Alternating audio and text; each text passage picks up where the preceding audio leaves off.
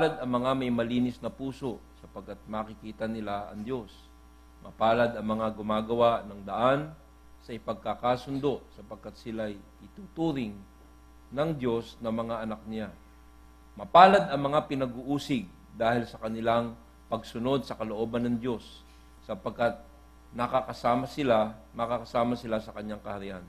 Mapalad kayo kapag dahil sa akin, inaalimura kayo ng mga tao, pinag-uusig at pinagwiwikaan ng lahat ng uri ng kasamaan na pawang kasinungalingan. Magdiwang kayo at magalak sapagkat malaki ang inyong gantimpala sa langit. Gayon din ang ginawa ng mga tao sa mga propetang nauna sa inyo. Manalangin po muli tayo. Panginoon, humihingi po kaming tulong upang maging malinaw ang aming pag-aaral ng banal na salita. Sa gayoy, ito po ay aming madaling matandaan at madali po namin itong masunod. Tulungan niyo po kami, Panginoon, na buksan ang aming mga puso sa pangalan ni Jesus. Amen. Hindi ba kayo nagtataka dun sa binasa natin? Lalong-lalo na yung kasunod ng ating pag-aaralan ngayon. Di ba? Yung mapalad ang mga gumagawa ng paraan para sa kapayapaan. Dun sa verse 9. Tapos yung verse 10, mapalad ang mga pinag-uusig. Tataka ba kayo doon? Sapagkat itong mga karakter ng tinatawag na mga mapapalad o yung beatitudes, pag nakita sa iyo ng mundo yan, magagalit sa iyo. Sapagkat makikita nila ang pagkakaiba ng kaugalian ng isang anak ng Diyos laban sa mga kasalanan ng mundo. Kaya maghanda po tayo sapagkat nakita natin na kung paano nila kinalaban ng ating Panginoon pag tayong namuhay ng naaayon na katulad sa Panginoong Jesus, baka yan din po ang ating maranasan. Kaya ang ating pong topic sa hapong ito ay isang verse muli, ang verse 9, mapalad ang mga gumagawa ng paraan para sa kapayapaan. Kapayapaan. Sa tingin niyo ba mapayapa ang mundo ngayon? Mapayapa ba ang mundo? Hindi. Yung bansa, mapayapa ba? Hindi rin eh. Yung Maynila, mapayapa ba? Maraming holdapan ngayon eh, no? Barangay nyo, mapayapa ba yung barangay nyo? Hindi rin? Ba? Yung bahay nyo, mas malakas yung hindi. Yung mag-aasawa, mapayapa ba? Minsan hindi eh. Yung loob mo, mapayapa ba? Minsan hindi rin eh, di ba? So yung kapayapaan, parang itong mahirap makuha. Sabi po ng isang survey, ilang gera na ba o usapang kapayapaan ang naging matagumpay? Sabi nila, wala pa raw kahit isa na usapang kapayapaan ang nagiging matagumpay. Meron mga gera na libon-libon taon na ang haba, no? Tulad nung sa Israel, tsaka yung mga Palestino. Di ba? Buhay pa si paring Gulayat meron ng gera dun Hanggang ngayon, sila pa rin naglalaban-laban. Meron naman mag-asawa. Meron akong kilalang mag-asawa, ang tanda na, wala mga ipin. Nakakagatan pa So, talagang magugulo ang buhay. Kaya itong kapayapaan ay napaka-importanting talakayin. Noon pagkatapos ng ikalawang digmaan, sino dito buhay na nung ikalawang digmaan? Sino dito ay umamin? So, nung pagkatapos ng ikalawang digmaan, itanayo yung United Nations. Alam niyo United Nations? Sino nakapunta sa UN Avenue? Yun, United Nations, kasi naandun yung opisina nila. Itinayo ito noong 1945 upang magkaroon ng kapayapaan. Ang kanilang motto o yung kanilang logo, ang sabi nila, para magkaroon ng kapayapaan sa mga susunod na lahi at sila ay hindi makatikim ng gera. Itinayo noong 1945. Mula nung itinayo, yung organisasyon na United Nations na ang tanging layunin ay mapanatili ang kapayapaan at iwasan ng gera, mula nung araw na yon hanggang ngayon, wala ni kahit isang araw sa istorya ng mundo na nagkaroon ng ganap na kapayapaan. Ibig sabihin, mula noong 1945 hanggang ngayon, mula nung ipinanganak si Jesse, biro lang, lagi may gera sa mundo. Kaya ang kapayapaan ay hindi nangyayari. Ang Biblia ay merong mahigit na 400 katuruan o patungkol sa kapayapaan. Pero iba po ang definisyon ng Bible kung ano ang kapayapaan sa definisyon natin. Ano? Ang kapayapaan ay wala ayon sa Biblia dahil sa dalawang dahilan. Walang kapayapaan. Hindi ito yung definisyon ng mundo, pero ito yung definisyon sa Bible. Dahil sa oposisyon ni Satanas at dahil sa hindi pagsunod ng tao sa Diyos. Ang mga bayani po ng mundo ay hindi yung matatawag na nagpakita ng pag-uugali nung pinag-aralan natin, yung mga nahahapis, yung mga aba, yung mapagpakumbaba, yung mga malilinis. Ano? Ang mga bayani po ng sangkatauhan ng istorya ng mundo ay yung mga pinakamagigiting na mga kawal. The greatest warriors are the world's heroes. Yun yung binabayani natin. Hindi yung mga tagapamayapa, kundi yung mga mandirigma. Yung mga magagiling at magigiting na mandirigma ng mundo, mula sa umpisa, sila Alexander the Great, sila Churchill, sila Eisenhower. Sa Pilipinas, yung mga magagaling na mandirigma ang ating binabayani. At ako, ang personal na bayani ko po na mandirigma ay si Fernando po Jr. At pangalawa na po dyan si Erap. Na napakaraming hapon ng kanilang pinatay. Yan po yung binabayani natin. Hindi yung mga tao na matatawag nating, patayin nyo nga yung cellphone nyo, huwag kayong gumaya sa akin. So ito pong pang-pito na beatitude o dun sa sinasabi sa atin ng Panginoon, ang mga bayani o ang mga matatawag na magigiting sa bokabularyo ng Panginoon ay hindi yung mga mandirigma o yung magagaling o yung matatawag na mga macho men, kung hindi yung mga tagapagpayapa, yung mga peacemakers. At yan, makikita natin na ang mga taong yan ay walang iba, natatangi, wala na makakagawa, kundi ang mga Kristiyano. Papaliwanag ko sa inyo kung bakit. Walang tunay na kapayapaan na magagawa ang kahit sino sa mundo maliban sa mga Kristiyano. At magsisimula po tayo sa pagpapaliwanag kung bakit.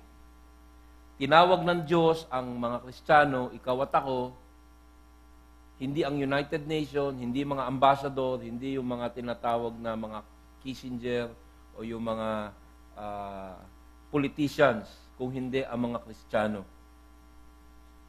Sapagkat ang sinasabing pag-uugali dito ng Panginoon ay hindi nakukuha sa galing ng kapayapaan sa pamamaraan ng mundo, sa pamamagitan ng politika, sa pamamagitan ng mga army, sa pamamagitan ng lakas, ng mga sandatahan lakas, kung hindi sa mensahe na idinudulot ng Panginoong Hesus sa pamamagitan ng kanyang mga alagad.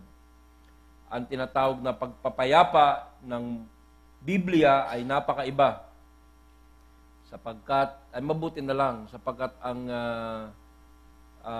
katagumpayan ng mga tagapagpayapa ng mundo, yung hindi ginagamit yung katalinuhan ng Biblia, ay isang napakalaking kabiguan. Tulad nga nung sinabi ko sa inyo, yung United Nations, hindi nila nagampanan yung kanilang tungkulin. Ngayon, nag-uusap sila kung gegerahin yung Iran o hindi.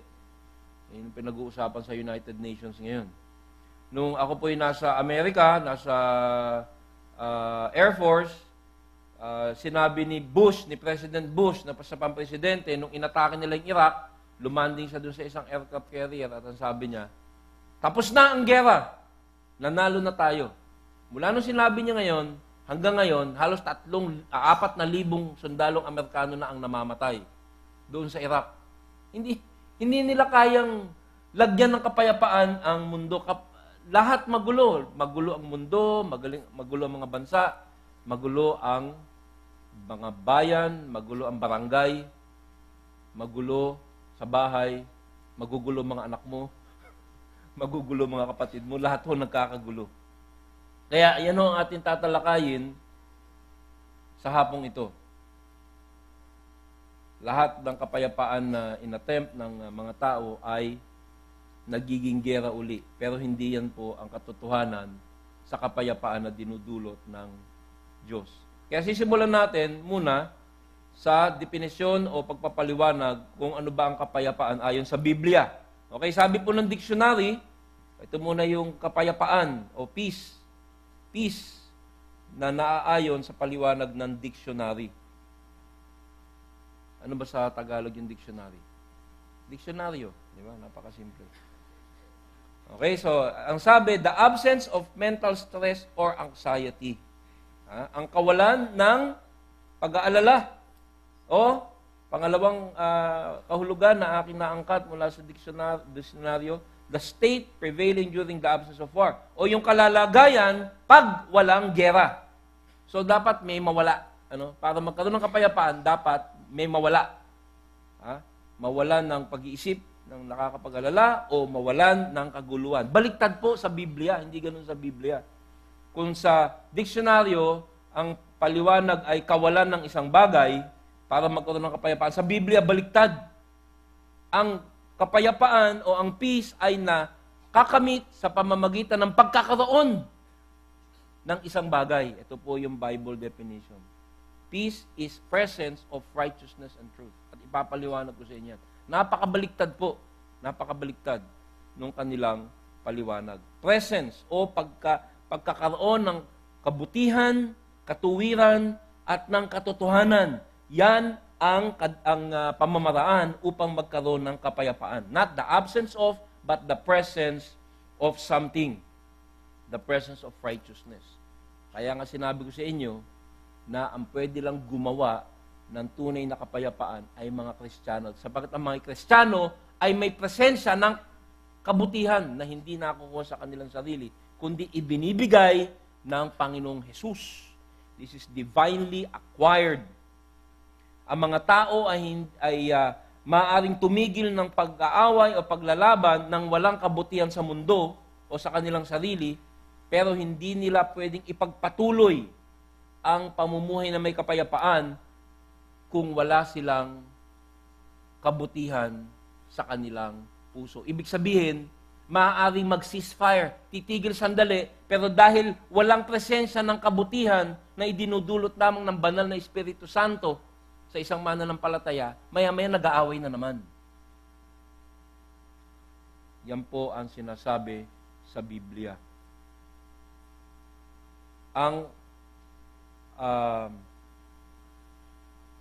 kabutihan na nakukuha sa pagsusuko natin sa ating buhay sa Panginoong Hesus ay hindi lamang itinitigil ang sakitan, pero ito ay nagbibigay rin ng supernatural o pag-ibig na galing lamang sa Diyos. Sapagkat ang bunga ng Espiritu Santo ay love, joy, peace. Kahit anong bait mo, kahit anong galing mo, kahit anong disente mo, wala kang Holy Spirit sa buhay mo, makikipag-away ka. Pero kahit anong sama mo, katulad ko, pero may Holy Spirit ka, pag gusto mo makipag-away, mapipigilan ka. Bakit? Kasi yung Holy Spirit, yan na yung bago mong karakter. Kaya yan po ang sinasabi ng Biblia. Ang kapayapaan na nanggagaling sa Espiritu ng Diyos ay agresibo. Hindi lamang niya pinipigil, kung hindi gumagawa siya ng paraan para hindi mo lamang hindi awayin ng iyong kalaban, ngunit para siya ay iyo ring mahalin.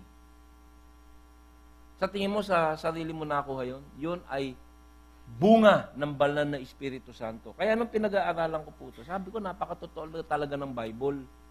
Kasi ako dati war freak, di ba kinuwento ko sa inyo? Huwag niyo sabihin sa nanay ko, Kala nung nanay ko, santo ko nung lumalaki ako.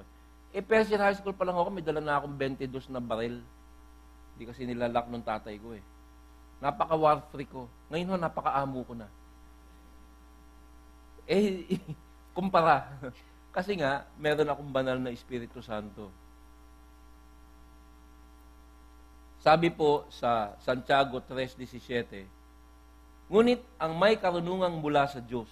Pag naging Christian ka, magkakaroon ka ng wisdom. Ngunit ang may karunungang mula sa Diyos, una sa lahat, ay malinis ang pamumuhay,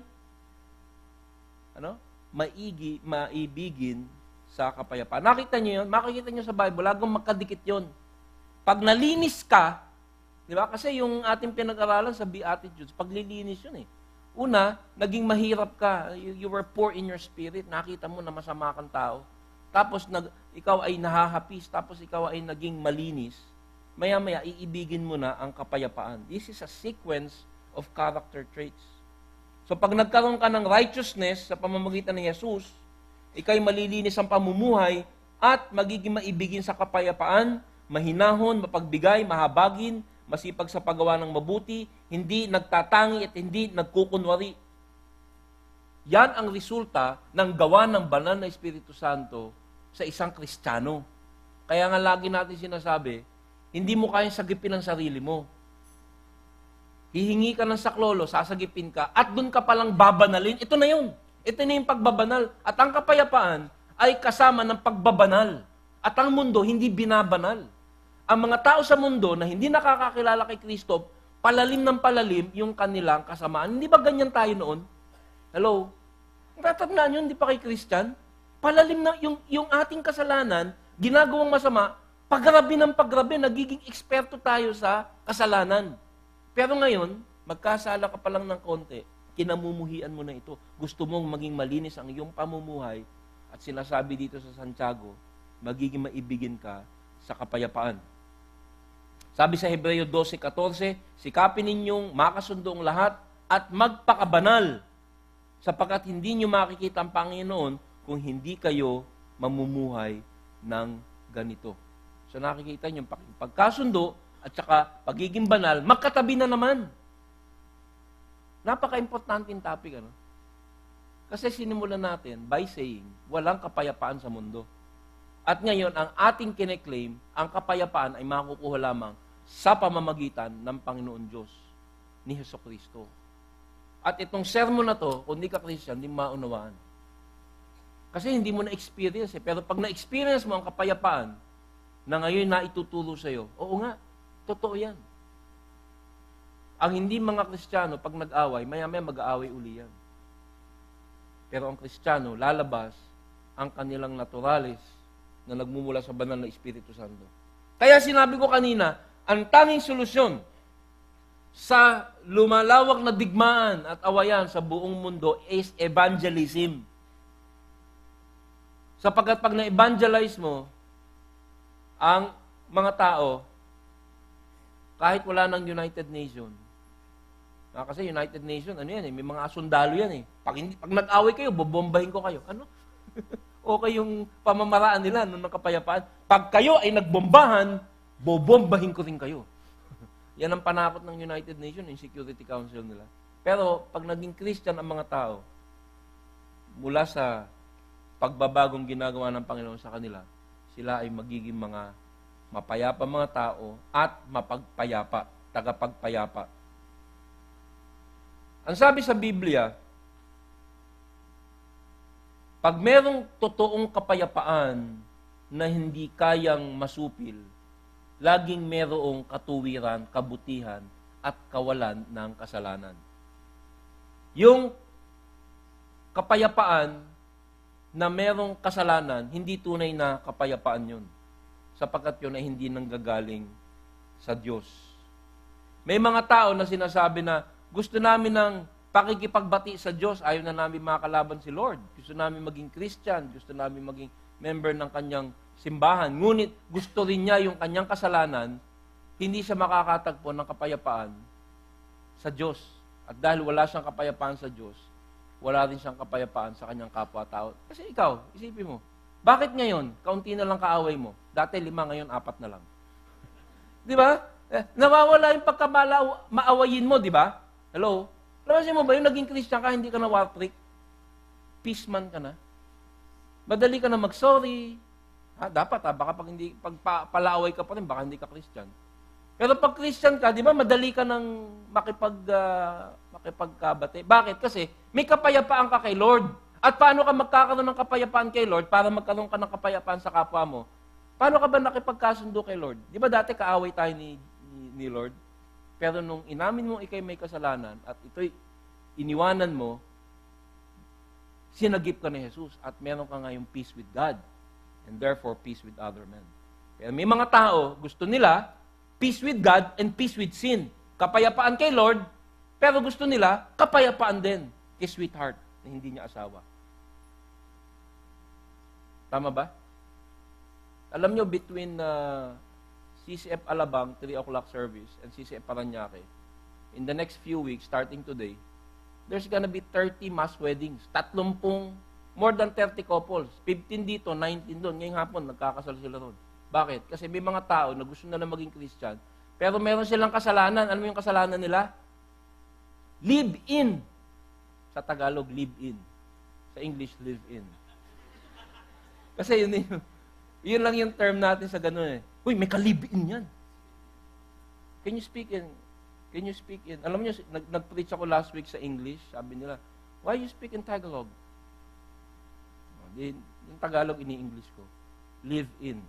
Yung mga may mga ka-live in, inaayos nila kasi wala silang makuhang kapayapaan sapagkat ang isang Kristiyano, bago mayroong kapayapaan sa kanyang Panginoon, inaayos niya ang kanyang buhay. Kaya yung pagiging matuwid at saka yung pagiging mapayapa, mapapansin mo madalas magkatabi. Yan ang definisyon ng tunay na kapayapaan sa Bible. Sabi sa Mateo 10:34, ito yung mga gusto ng kanilang kapayapaan sa Diyos at yung kanilang kasalanan. Huwag ninyong isiping pumarito ako upang magdala ng kapayapaan sa lupa. Wow, parang kabaliktaran ng Matthew 5:9, ano? Hindi ako pumarito upang magdala ng kapayapaan, kundi ng tabak. Parang baliktad dun sa Matthew 5:9, ano? Ito ay patungkol dun sa naghahangad ng relasyon sa Diyos, nakakabit pa rin yung kanilang kasalanan. Kaya yung righteousness and peace, yung katuwiran, kapatawaran at pag-iiwan sa kasalanan at kapayapaan ay laging magkasama. Yan ang definisyon ng Kristiyano. Hindi yung kawalan lamang ng gulo. Hindi yung kawalan lamang ng pag-aalala, kundi presensya ng katuwiran. Kaya kung Kristiyano ka at meron kang kasalanan sa iyong buhay, hindi ka magkakaroon ng kapayapaan. Mababagabag ka. Kailangan muna na magsisi o mahapis. Tulad nung sinabi natin sa Matthew 5. Dapat ka munang mahapis o magutom sa katuwiran o sa iyong kasalanan dahil gusto mo itong alisin bago ka magkaroon ng pakikirelasyon sa Diyos. At yung relasyon sa Diyos na yan ang magbibigay sa iyo ng motibasyon at naturalis na magkaroon ng kapayapaan. Ang kawalan ng tamang relasyon sa Diyos ang nagiging sanhi ng kawalan ng tamang relasyon o kawalan ng kaguluhan sa mga tao. That's the reason. Kaya may kaguluhan sa mundo, sabi natin, dahil kay Satanas, na ginugulo talaga, at kawalan ng Panginoong Hesus sa puso ng mga tao. Kaya anong tanging paraan upang magkaroon talaga ng tunay na kapayapaan na tumatagal at binibigyan ng energy ng Holy Spirit? Isang kapayapaan na hindi kaya ng mga ambassador ng mga United Nations. Isang kapayapaan na hindi lamang ang Diyos ang gumagawa, kundi siya rin na nagtataguyod sa puso ng mga tao. Evangelism. Kaya po tayo ang tinatawag ng mga ahente ng Ebanghelyo ng kapayapaan. Kaya, nung pinag-aralan ko po ito, so, napaka-importante pala. Pag nag-share ka ng gospel, pag sinare mo yung pananampalataya mo kay Jesus, hindi mo lamang pinagkakasundo si Jesus at yung taong in-evangelize mo. Sila rin ay ginagawa mo mga taong mapayapa at tagapagpayapa. Sabi sa Isaiah 48:22, napakalinaw. Walang kapayapaan para sa masama. Ano yung sabihin masama? Yung masama at hindi nila inaamin ang kanilang kasamaan at hindi nila isinusuko ang kanilang mga kasalanan. Walang kapayapaan. Walang kapayapaan sa mundo, walang kapayapaan sa puso, at pag namatay ka, walang kapayapaan sapagkat sa impyerno, magulo dun. Mahirap. Sabi sa Jeremiah 8:11-12, muli pinapakita na ang kapayapaan na walang pagsisisi ay isang kahangalan. Kanilang pinagaling ng bahagya ang sugat ng aking bayan at sinasabi, kapayapaan, kapayapaan, peace, peace. Gayong walang kapayapaan. Peace, peace, when there is no peace. Sinasabi nila, okay lang lahat. Nahiya ba sila nang sila'y gumawa ng karumal-dumal? Hindi man lamang sila nahiya, hindi man lamang marunong mamula sa hiya. So, ang sinasabi ni Lord, sinasabi nyo, kapayapaan. Alam mo, minsan kahit sa simbahan, may ganyan ha. May mga pastor, ayaw mag-sermon ng patungkol sa pagsisisi. Baka daw, mainis yung mga tao. Meron mo sa internet ngayon, pinakita sa akin, kahapon lang. May isang pastor na napakasikat. Peter, tingnan mo sa internet yan. Meron, ang title, si Doug Nichols, yung nagpipreach dito, in-email niya sa akin. Ang title, The Problem with Mega Church, ang problema sa malalaking simbahan. Sabi niya, hindi itong simbahan natin, sa ibang malaking simbahan. Sabi niya, ang problema sa malaking simbahan, sa dami ng tao, ay na magsalita ng pastor ng mga paninitang salita sa mga nagkakasala, baka daw mag-alisan yung mga tao. Kaya itong pastor na to, na sikat, merong isang kasalanan na iniiwasan niya. Hindi, okay lang. Baka magalit magkaroon tayo ng kapayapaan. Huwag mo nang sabihin sa kanila na kasalanan yung ginagawa nila para may kapayapaan. Itong Jeremiah para sa kanila. Peace, peace when there is no peace. Kapayapaan, kapayapaan, gayong walang kapayapaan. Itong particular na in-email sa akin ni Doug Nichols ay patungkol sa isang pastor na ayaw niya sitahin yung pagsasama ng lalaki sa lalaki. Sabi niya, baka maraming nagsasama dito sa ating simbahan na libo-libong tao. Sinasabi ba, hindi mo sabihin. Baka magalit umalis. Ayan yun. Kapayapaan ba yun? Hindi kapayapaan yun. Yun ay kapayapaan na sasabog sapagkat hindi tinatanggap ng Panginoon. Nahiya ba sila? Nang sila'y gumawa ng karumal-dumal? Hindi man lamang sila nahiya. Hindi sila marunong mamula sa hiya. Yan ang definition ng Panginoon. Hindi komot ikaw ay maayos ang buhay, magandang iyong takbo, ikaw ay member ng church, pero meron kang kasalanan na hindi mo inaalis, hindi kapayapaan ang tawag doon. God is calling that foolishness. Peace, peace when there is no peace. Sapagkat ang makasalanan tao ay hindi kayang gumawa ng kapayapaan. Kapayapaan sa kanyang pakikipagrelasyon sa Diyos at kapayapaan sa kanyang kapaligiran. Sapagkat ang ating natural, kung walang pakikipagpayapa sa Diyos sa pamamagitan ng pagsisisi ng kasalanan, ay hindi kaya ng isang tao. Tulad nung sinabi ko, ang kapayapaan na hinahanap ng mundo na hindi kayang gawin ng United Nations ay supernatural, kaya hindi mangyayari. Matatapos ang mundo na merong may gera. At hindi lamang mula 1945 hanggang ngayon na kahit isang araw walang gera sa ibang parte ng mundo. Sa palagay ko, sa simula ng panahon, laging may gera somewhere.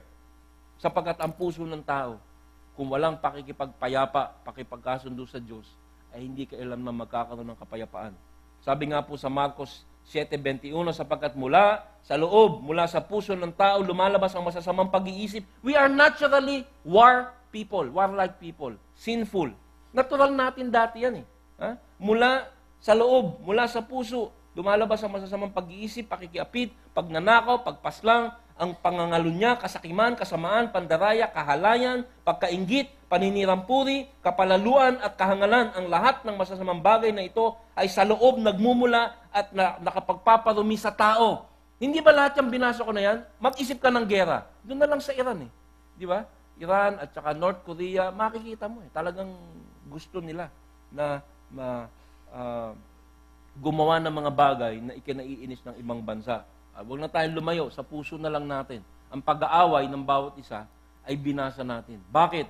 Sapagkat wala sa puso ng mga tao ang Panginoon. Ngunit, isipin mo yung sarili mo.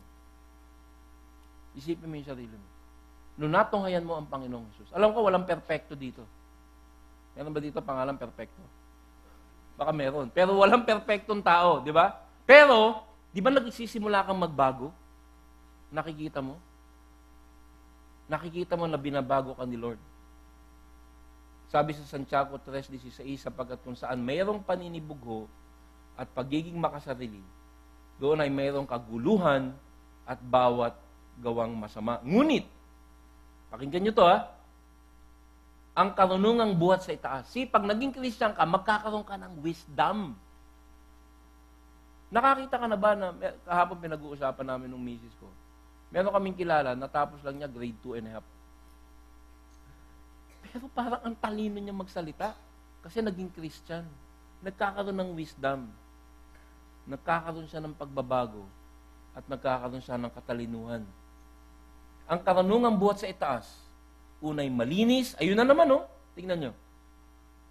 Unay malinis, naalis niya yung kasalanan niya. Saka, ano yun? Mapagpayapa. So, ang righteousness at saka ang peace magkasama. Banayad, mapagbigay, puspos ng kaawaan, at ng mabubuting bunga, walang pagtatangi, walang pagkukunwari, at ang bunga ng katuwiran ay itinatanim sa kapayapaan ng mga gumagawa ng kapayapaan. When you become a Christian, you are a new creature, bago kang nilalang. Mapapansin mo yan. Hindi mo kakayahan yan. Ito yung sinasabi natin na ebidensya na ikaw isang Kristiyano. Nagiging mapayapa ka, nagkakaroon ng katalinuhan na hindi mo saan, malaman ko saan nanggaling, nagiging maawain ka, nagiging nawawalan ng pagtatangi, nawawalan ng pagkakunwari. Yan po ang definisyon ng kapayapaan ayon sa Biblia. Alam ko, mahirap ipaliwanag, ngunit alam ko, para sa inyo, hindi nyo mahirap intindihin kasi itong sinasabi ko, nai-experience mo bilang anak ng Diyos, bilang Kristiyano na tinuturuan ng Panginoon dahil sa paglilinis na iyong kasalanan. Pangalawa, ang pinanggagalingan ng tunay na kapayapaan. Ito, mas maiksi na to. So nakita natin na ang mga tayo walang kapayapaan sa isa't isa at sa kanilang sarili dahil wala sa kanila ang Diyos. Yan po ang dahilan. At kung hindi po tayo tutulungan ng Diyos, sisirain natin ang ating sarili at sisirain natin ang isa't isa. Kaya si Jesus Christ ay tinawag na prinsipe ng kapayapaan. He is the Prince of Peace. Ito po yung sinasabi dito. Ang isang tao na walang Kristiyano, may kilala ho ako eh. Kaya yaman. May kilala ako sa Germany. Siya ay third richest man in Germany. Nagpakamatay siya nung naging fifth richest man na lang siya. Ganun kagulo yung isip niya. Yung mga bumabagabag sa kanya ay walang katorya-torya. May mga tao na ang daming ari-arian, ang daming dapat ipagpasalamat, ngunit walang kapayapaan sa puso sapagkat hindi nila kilala ang Panginoon. Kaya mabuti na lang at dumating si Jesus at ang dahilan ng kanyang pagpunta rito ay para bigyan tayo ng kapayapaan sa Diyos, hindi kaya nating gawin, at kapayapaan sa ating puso, at kapayapaan sa isa't isa.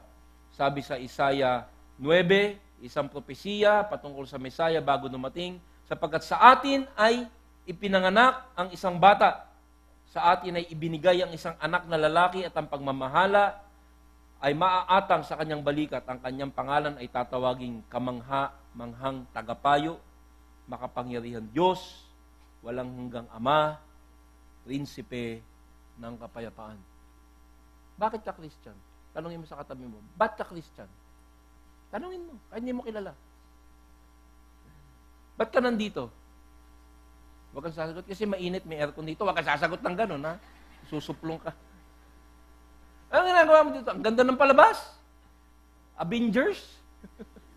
Alam mo ba't nandito ka? Kasi pag nakakapakinig ka ng salita ng Diyos, yung kapayapaan mo, umuusbong. Nakikita mo. Dami kong problema, pero mahal na mahal ko si Lord. Gustong gusto ko yung katuran.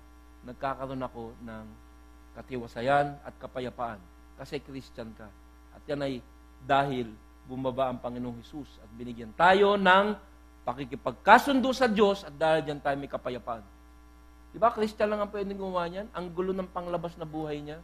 Wala siyang pera, wala siyang pangtustos, maraming problema, ngunit sa loob, mayroong kapayapaan. Peace that surpass all understanding. Bakit? Sapagkat ginawa iyan ni Jesus. So kung wala si Jesus, walang matatawag na tunay na kapayapaan. Sabi sa Efeso 2, subalit ngayon ay na kay Kristo Jesus, Kayo na noong una ay malayo ay inilapi sa pamamagitan ng dugo ni Kristo sapagkat siya ang ating kapayapaan. Kailangan bumalik ni Jesus para na magkaroon ng kapayapaan ang tao sa Diyos. Sapagkat tayo'y mga makasalanan, ang kabayaran ng isang kasalanan ay kamatayan, kaparusahan. Ngunit ang ginawa ni Jesus, binayaran niya iyang kasalanang iyan. At ngayon ay meron na tayong basihan kung bakit meron tayong pagkakasundo sa Diyos. Kaya ang Diyos Ama ang nagbigay ng Diyos Anak sa atin at ang Diyos Anak ang nagbigay sa atin ng banal na Espiritu na nagbibigay sa atin ng kapayapaan. Ang isang tao na hindi isinuko ang buhay sa Diyos ay hindi kaya magkaroon ng kapayapaan at hindi niya rin kaya na maging tagapagpayapa. Hindi mo kaya eh. Sapagkat ang tao, pag wala si Jesus, ay may likas na kasamaan na hindi niya kayang pigilan. Meron nga po isang istorya na yung ahas gustong tumawid dun sa ilog. Hindi siya marunong lumangoy. Meron mga ahas hindi marunong lumangoy. So, nilapitan niya yung bibe. Sabi niya sa bibe, "Hey babe, Hey baby, pwede ba makisakay?" Sabi ng bibe. "Ano? Nasisira ka naman ng bait, ahas ka, ano? Kung patayin mo ako." "Hindi. Peace tayo, peace. Ha? Pag tinulungan mo ako, hindi na kita aawayin." Totoo. Let's make peace. Magtulungan tayo. Promise, ha? Promise. Di sumakay yung ahas sa bibe. Tumawid sila. Sabi nung bibe, okay to. Nakipag-peace ako, nakipagkasundo ako sa bibe, sa ahas. Pag may kaaway ako, pakakagat ko siya. Yung buwisit na uwak. Lagot siya. Nung malapit na sa lupa, bumaba yung ahas, meron tayong truce, ha? Meron tayong pagkakasundo, peace tayo, ha? Pagbaba ng ahas, alam mong ginawa niya? Tinuklaw si bibe. At habang namamatay si bibe, sabi niya sa ahas, "Bakit mo ako tinuklaw? Di ba peace tayo?" Sabi nung ahas, "Kaya ka tinuklaw kasi ahas ako. I am a snake. Yan ang natural ko. Hindi ko mapigilan na mangagat, makipag-away, makipagkasira at pumatay. Kaya kahit sinabi sa'yo mapayapa tayo, because I am a snake, hindi tayo magkakaroon ng kapayapaan." Kaya si Jesus bumaba para baguhin ang ating pagkaahas. Di ba dati ahas tayo? Huwag mong tingnan yung katabi mo. Dati ahas ka. Ngayon okay ka na. Bulati ka na lang. Hindi ba? Grabe, ano? Alam niyo, kaya akong pag-preach, ganun eh. Pastor EJ, pag nagpipreach yan, hindi kami nakakatulog. Thank you, ha? Alam mo kung bakit? Kasi nakikita ko talaga yung pagbabago na nangyayari sa mga nakipagkasundo sa Panginoon. At dahil ako'y nakapagkasundo sa Panginoon, ngayon, sabi nga, babasahin ko sa inyo, dahil nakapagkasundo sa akin ng Panginoon, na hindi ko mawari, ba't siya'y namatay para sa aking kasalanan, para magkaroon ng daan, para makakasundo ko si Lord, sinasabi ko, "Hoy! Makipagkasundo rin kayo." Kasi, bumaba siya para makipagkasundo sa mga masasamang tao na ako ang pinakamasama. Sabi ni Pablo, di ba? Yan ang mensahe natin. Yan ang mensahe ni Jesus. Mensahe ng kapayapaan. Sabi sa Juan 16:33, sinabi ko sa inyo, upang kayo magkaroon ng kapayapaan sa pakikipag-isa sa akin. Magdaranas kayo ng kapigatian sa mundong ito, ngunit tibayan ninyo ang inyong loob na pagtagumpayan ko na ang sanlibutan. Nakita nyo? That's peace. Pero, merong pakikibaka dahil sa natitirang kasalanan sa mundo. Pangatlo, ang mga naatasang mensahero ng kapayapaan. So, ang mga naatasang mensahero ng kapayapaan ay ang mga mananampalataya ni Jesucristo. Kaya ang pangalan mo, Christian. At ang pabango mo ay Christian Dior. Sapagkat ikaw ay Christian. Yan ang ating bansag, Christian. We are ambassadors of peace. Nakipagkasundo tayo, nakipagkasundo sa atin ang Panginoon Diyos dahil sa ginawa ng Panginoong Hesukristo at dahil dyan, tayo ay mga emisaryo. Sabi sa 2 Korinto 5:18, lahat ng ito ay mula sa Diyos na tayo pinagkasundo niya sa kanyang sarili sa pamamagitan ni Kristo. At ibinigay niya sa amin ang ministeryo ng pagkakasundo. And He has given to us the ministry of reconciliation. Alam mo kung ba't nandito ka? Tanungin mo yung kasama mo. Alam mo ba kung ba't nandito ka? Tanungin mo. Dito sa mundo hindi dito sa CCF. Alam mo kung ba't nandito ka pa? Alam mo ba kung ba't di ka pa inuuwi ni Lord? Di ba Christian ka? Di ba? Sabi mo, ba't nandito pa tayo? Sige nga, sabihin mo sa akin, Pastor DJ, ba't nandito pa tayo? Para ba magkantahan? Hindi. Pag inuwi ka ng Diyos sa langit, napunta ka sa heaven, alam mo ba may bago kang boses? Yung boses mo napakaganda. Para kang si Jumides Maturan. Yung mga tumawa, nahahalata edad nyo. O kaya sino may magagaling kumanta ngayon? Lady Gaga? Si Lola naman, Wag yan, masama yan.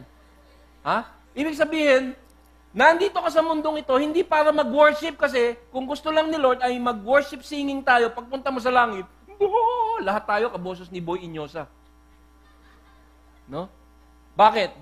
Bakit ka nandito pa sa mundo? Anong dahilan kung bakit nandito ka pa sa mundo? Para ba mag-aral ng Bible? Hindi rin. Alam mo, pag kinuha ka na ni Lord, Christian ka na, di ba? Sige, diyan ka muna mag-aral ng Bible. Hindi, kasi pag sinabi ni Lord, Christian ka na, uwi ka na. Dito, hindi mo yung lahat ng karunungan, malalaman mo na. Hindi mo kailangan ng Bible kasi kaharap mo na yung sumulat sa Bible. Hindi yun ang dahilan. Para ba makipellowship? Hindi. Pag pumunta tayo sa langit, yung kakatabi mong kambing, wala na. Kasi di ba magkahalo kambing tsaka tupa. Sorry Pagpunta natin sa langit, yung fellowship mas maganda. Alam mo kung ba't nandito ka pa? Because you're the ambassador of peace. Marami pang tao na kailangan makipagkasundo kay Lord. At ikaw lang ang tanging emisaryo.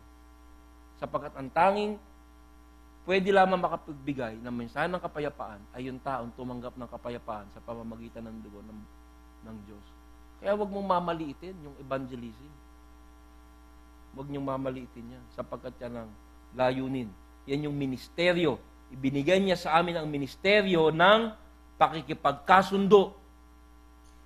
Sabi sa 2 Korinto, ituloy natin, basahin natin yun. Napakaganda kasi nun yung ministers of peace.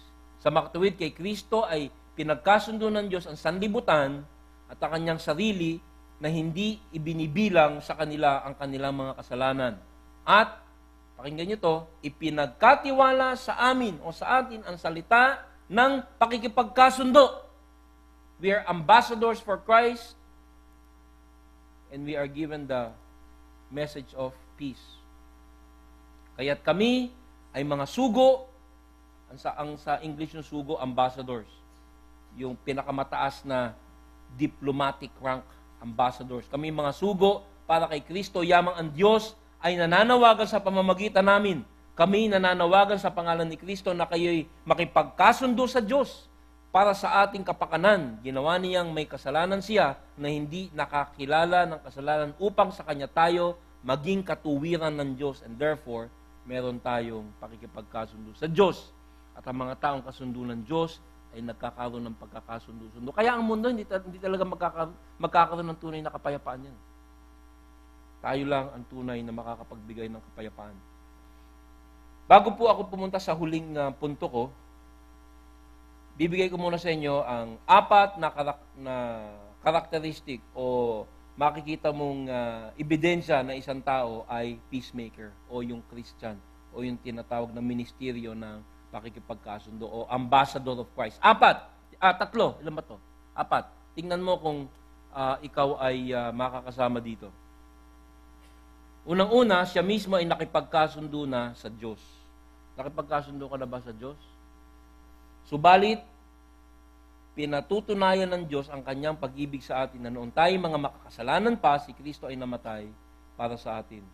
Lalo pa nga, ngayong itinuturing tayong ganap sa pamamagitan ng kanyang dugo, ay maliligtas tayo sa galit ng Diyos sa pamamagitan niya. Alam mo, pag hindi ka Christian, alam mo ang tawag sa'yo sa Bible? You are the enemy of God. Alam mo ba yun? Pag hindi ka Christian, hindi ka non-Christian.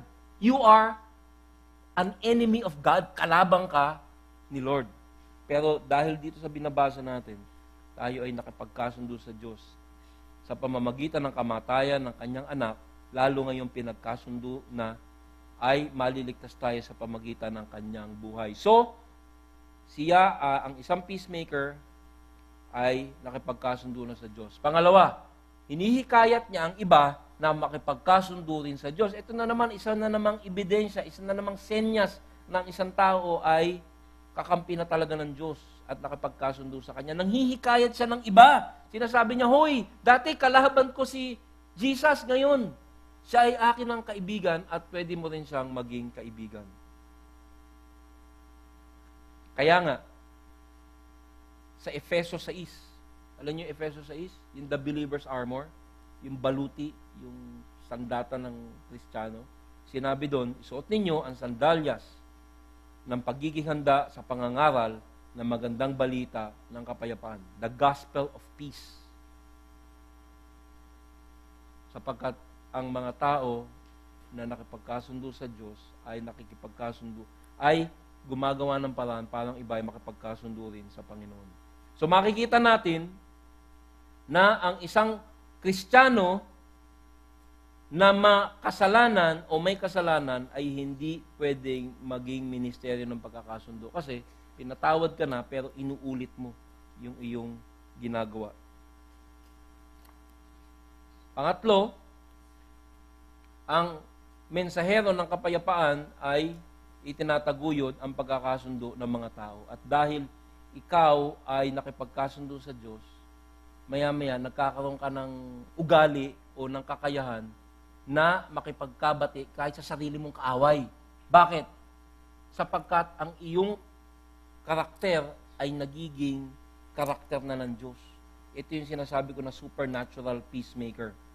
Sabi sa Roma 12:18 hanggang 21, na hindi pwedeng ipayo sa non-Christian. Ang taong hindi nakikipagkasundo sa Diyos, hindi niya kayang gawin itong sinasabi sa Roma 12. Kung maaari, anya, hanggang sa inyong makakaya ay makipamuhay kayo ng mapayapa sa lahat ng mga tao. Mga minamahal, huwag niyong ipaghihiganti ang inyong sarili, kundi ipaubaya iyon sa galit ng Diyos. Sapagkat nasusulat, akin ang paghihiganti, ako ang gaganti, sabi ng Panginoon. Kaya't kung ang iyong kaaway ay magutom, pakainin mo. Kung siya'y mauhaw, painumin mo. Sapagkat sa paggawa mo ng ganito, ang mga baga ng apoy ang ibubuntun mo sa kanyang ulo. Huwag kang padaig sa masama, kundi daigin mo ng mabuti ang masama. So nakikita mo na, this is now the aggressive, the empowered, supernatural peacemaker. Noong naging Christian ka, pati kaaway mo, minamahal mo. Paano nangyari yun? Sapagkat binigyan ka ng kapayapaan ng banal na Espiritu Santo na hindi mo kayang gawin nung ikaw ay hindi pa Kristiyano. Yung lagi nating sinasabi na sa Mateo 5:44, ngunit ito naman ang sinasabi ko, ibigin ninyo ang inyong mga kaaway. What? Mahalin mo, love your enemy.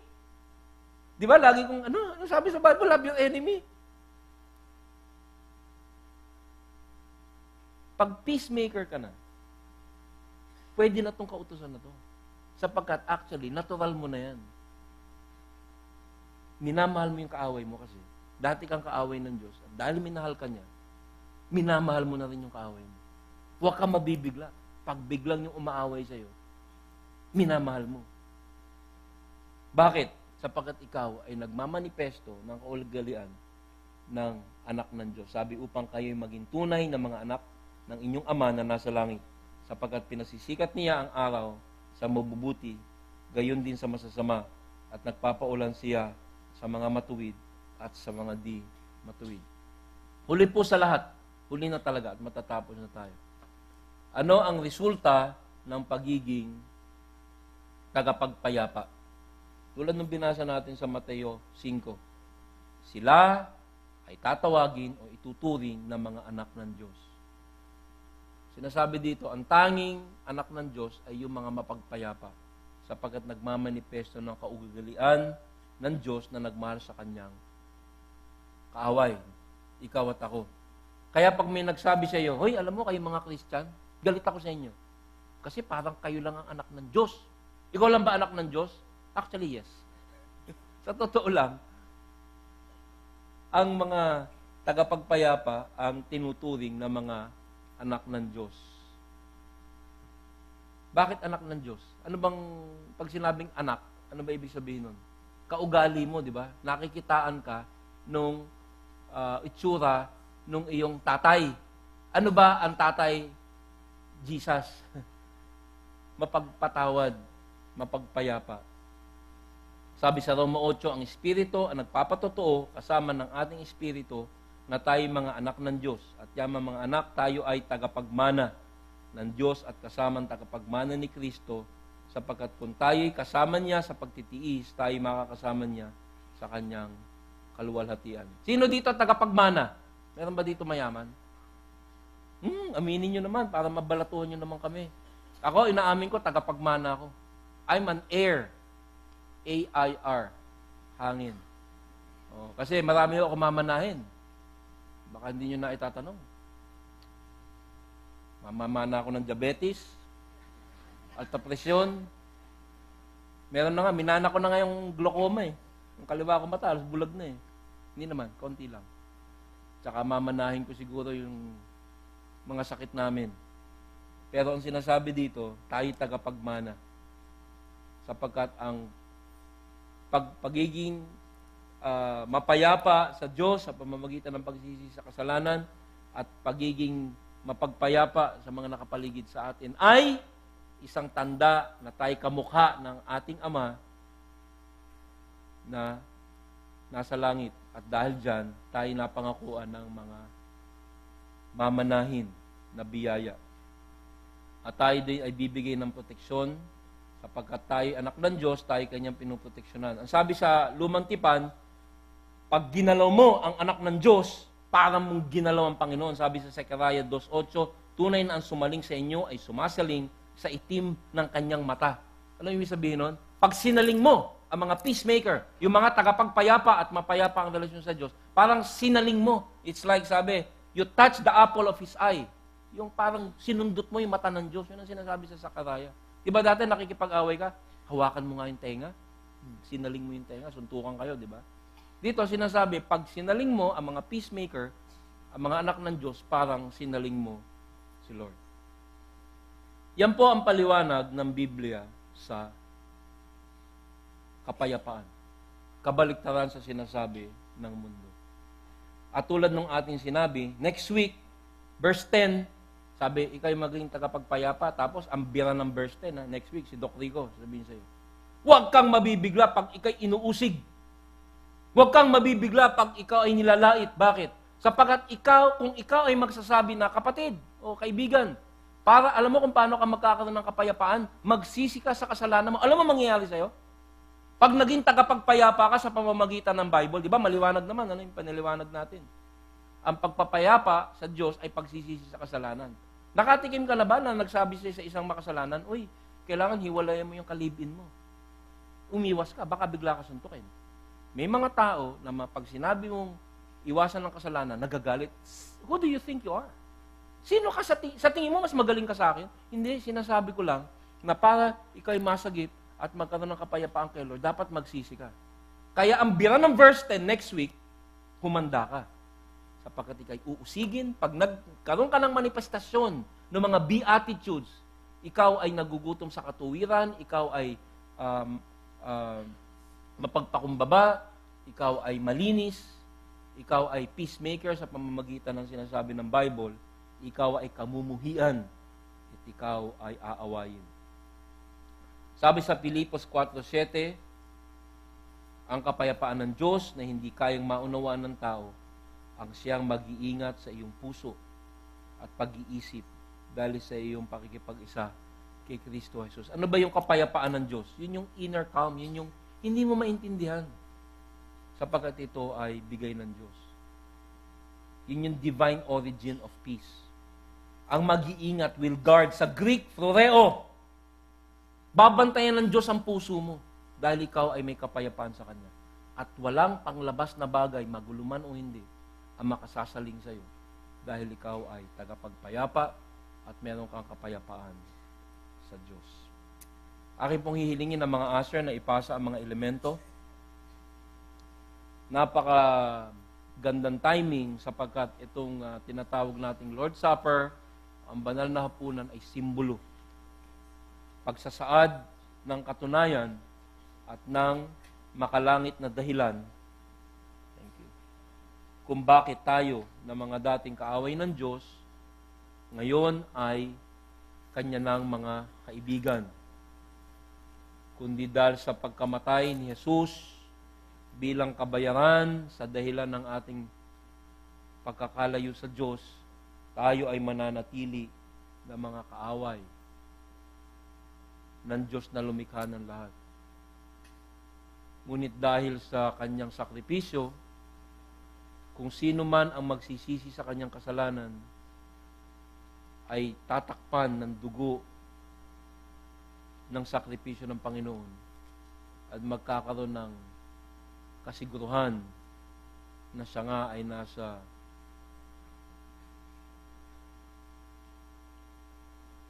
pagtanggap ng Panginoon bilang Kanyang anak. Habang ipinapasa ang elemento, babasahin ko sa inyo ang unang Korinto na nagsasaad ng paliwanag patungkol sa ating ginagawa. Ito ang katuruan tinanggap ko sa Panginoon at ibinigay ko naman sa inyo. Noong gabing siya'y pinagkanulo ang Panginoong Hesus, ay dumampot ng tinapay. Nagpasalamat at pinagpira-piraso iyon at sinabi, ito ang aking katawan na inihahandog para sa inyo.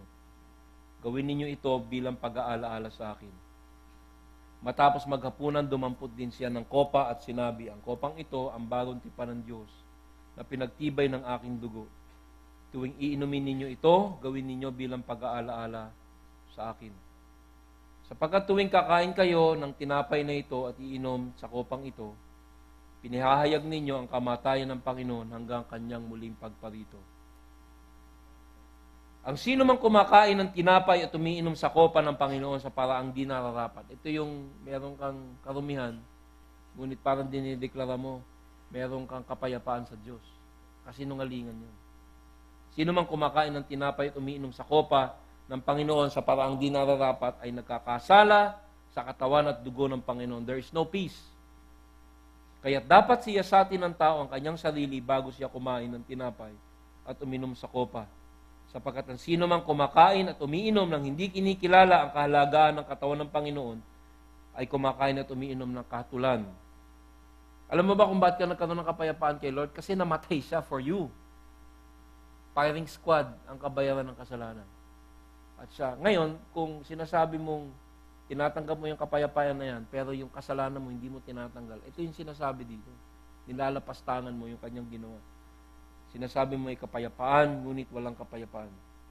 Yan ang dahilan kung bakit mahihina at masasakitin ang marami sa inyo.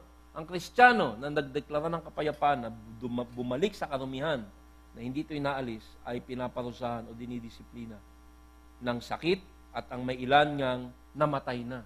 God will take you home. Can you not laugh over there?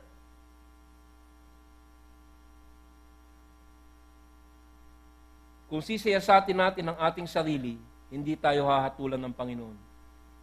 Ngunit hinahatulan tayo ng Panginoon dahil itinutuwid niya tayo upang hindi tayo maparusahang kasama ng sanlibutan. Atin pong kainin ng tinapay.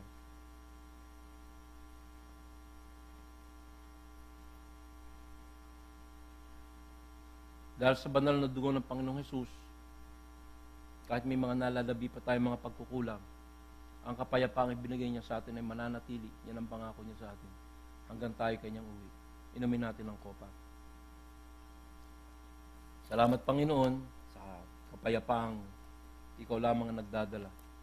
Turuan mo kami Panginoon ngayon na panatiliin ang kapayapaan sa aming puso, sa aming buhay. At tulungan mo kami na ito po ituro din namin sa iba. Ito po ang aming samot dalangin sa pangalan ni Jesus. Amen. Palakpakan po natin ang ating Panginoon. Tayo po'y tumayo.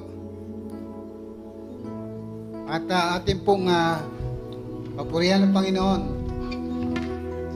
sa pamamagitan po ng pag-awit itong awiting ito. Put your hands together to the Lord.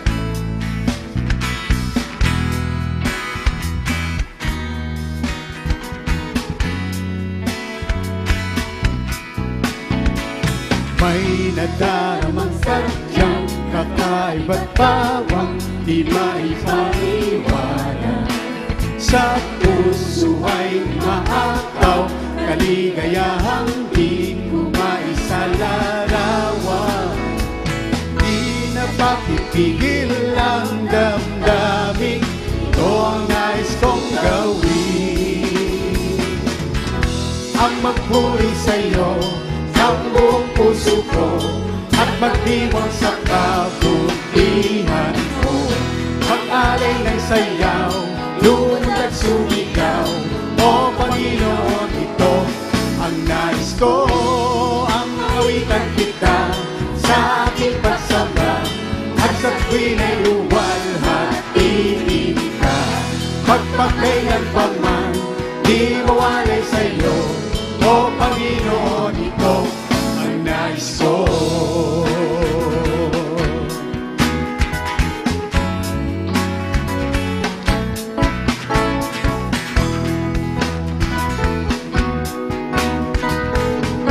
Minsan pa ulitin natin. May kakaiba't sadyang di maipaliwanag.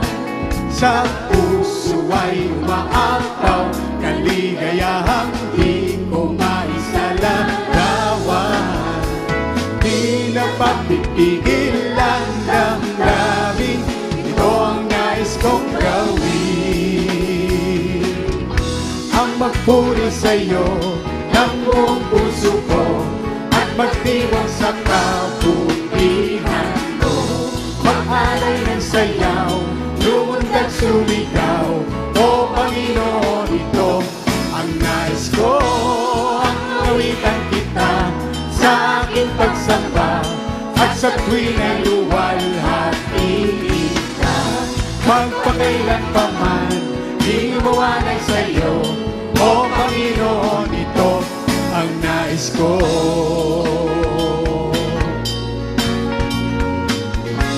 Papurihin natin ang Panginoon sa pamamagitan ng ating palakpakan.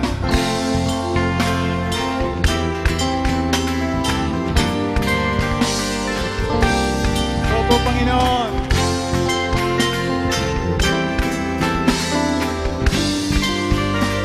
Ito ang nais ko, magpuri sa'yo ng buong puso ko, at magdiwang sa kabutihan mo. Mag-alay ng sayaw, lumundad sumigaw, o Panginoon, ito ang nais ko. Ang awitan kita sa aking pagsamba, at sa tuwing ay luwalhatiin ka. Magpakailan pa man, di mawalay sa'yo, o Panginoon, ito ang nais ko. Ang magpuri sa'yo ng buong puso ko, at magdiwang sa kabutihan mo. Mag-alay ng sayaw, lumundad sumigaw, o Panginoon, ito ang nais ko. Ang awitan kita sa aking pagsamba, at sa tuwin ay luwalhatiin ka. Magpakailan pa man, di mawalay sa'yo, o Panginoon, ito ang nais ko.